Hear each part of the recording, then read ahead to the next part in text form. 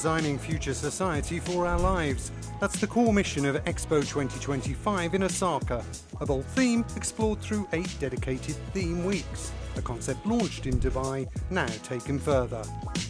They are thinking big, really big here at the World Expo in Osaka, with a brand new format that aims to tackle some of our most important global challenges, turning this event into a space for more fresh ideas and real actions.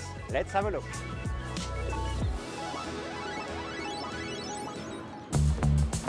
The topics are broad, from co-created culture to future communities, essential needs, health, learning, peace, biodiversity and the Sustainable Development Goals.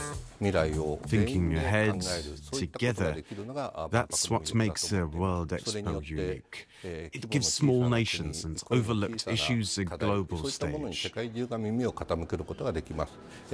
Theme weeks help turn ideas into action.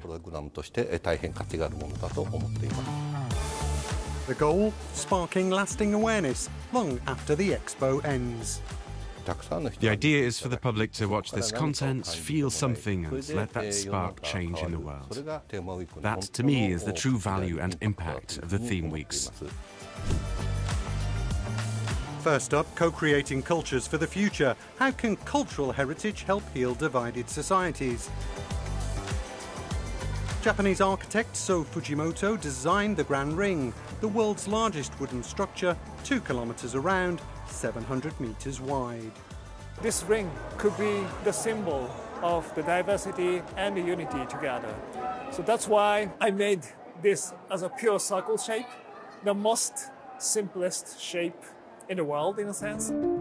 All the national pavilions are within this ring and then stay together to create our future. This junction of the columns and the beams is based on the traditional Japanese architecture, but reinforced by the metal pieces so that this kind of scale is possible. And also we can follow to the latest regulations against the earthquakes. Fujimoto also designed the Forest of Tranquility at the center of the Expo, a symbol of harmony between people and nature. There, Argentinian artist Leandro Ehrlich presents his infinite garden. We need to reinforce and support diversity in terms of species, diversity in nature and diversity in social context. Mirrors in this work are reflecting plants, are reflecting ecosystems, and when people go into the center, in the axis of the installation, what they see is themselves and others.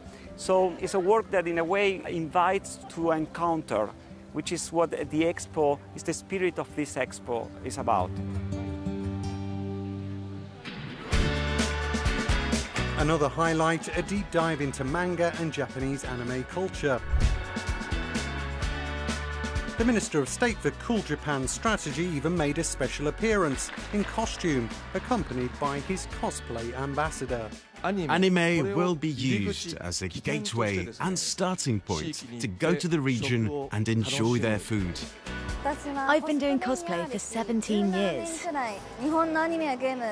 I love anime, games and cosplay, and I want to share this pop culture with the world. It was also a chance to spotlight manga anime tourism, a real booming trend. Each year in Japan, the sacred land of anime, we select 88 works. We then work with the local regions to revitalize these areas. Most of the time, anime takes place in the everyday living spaces of Japanese people. It's not a stereotypical Japan, but a life-sized, authentic Japan. I get to see places I usually only see in anime. It's amazing. Seeing all those manga and the live performance, it made me feel like a kid again. How will we live together tomorrow in more connected, technological and sustainable societies? The second theme week focused on the future of community and mobility. It covers urban issues such as smart cities or disaster prevention, but also transportation-related topics. There are also broader subjects like space, the metaverse and robotics. Economist Andres Rodriguez Pose led thought-provoking talks on sustainable urban development. When we talk about sustainability, there's always a tendency to think that sustainability is about environment. And a green transition implies significant economic and social changes that need to be accepted by the population. If we don't have, let's say, an economic sustainability, or we don't have a social sustainability, what we're going to have is that there's going to be a rejection. Post-disaster reconstruction was another key topic, including lessons from Fukushima. Seichi Sayato, director of the Expo's co-creation program, introduced the concept of Fuku transformation. When a disaster or a tragic event occurs, it takes strength to overcome it. But also what's very important is not to return to the original state, but to go much, much further. I believe it's important for people who share the same philosophy and move at the same pace to come together. They shouldn't remain in isolated points, but be connected to one another to form a strong and effective whole. And all this has already led to innovations capable of responding to new disasters, like this robot, which was developed after the Fukushima accident. Lives were at stake. Normally, robots should have intervened, but in reality, they didn't. So I decided to start a company to develop and market robots that could actually be useful in real-life situations. Beyond 5G showcases the next generation of wireless technology, smarter, faster and more connected than ever. One striking example, communicating with the moon. I'm still in Osaka, and thanks to these technologies, I'm able to operate some robots on the moon in real time, just as if I was there myself. AI was front and centre too. Kathy Hackle, often called the queen of the metaverse, took part in a panel on the next gen of digital communities. You're going to start to see more AI beyond just our phones and our computers. You're going to start to see it in glasses. You're going to see it in headphones. You're going to see it in a lot of different hardware.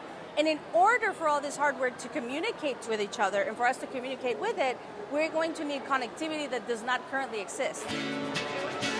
A visionary with a practical edge, Kathy Hackle was impressed by the Theme Week's concept.